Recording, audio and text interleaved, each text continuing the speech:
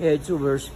We got 13 Nissan Pathfinder with the non-starting situation. Okay, I got no communications with none of the computers. Unfortunately, none of the computers.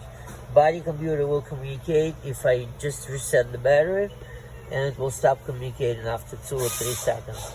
This is the network. This is the comm network, which is strange to say the least.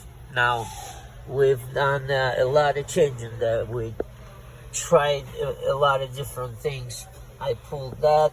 It's not the problem. The amplifier, according to the diagram, there's a gateway. I don't see it.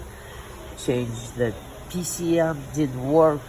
No communications, and usually I get the whiff of it, but this time nothing. Please help.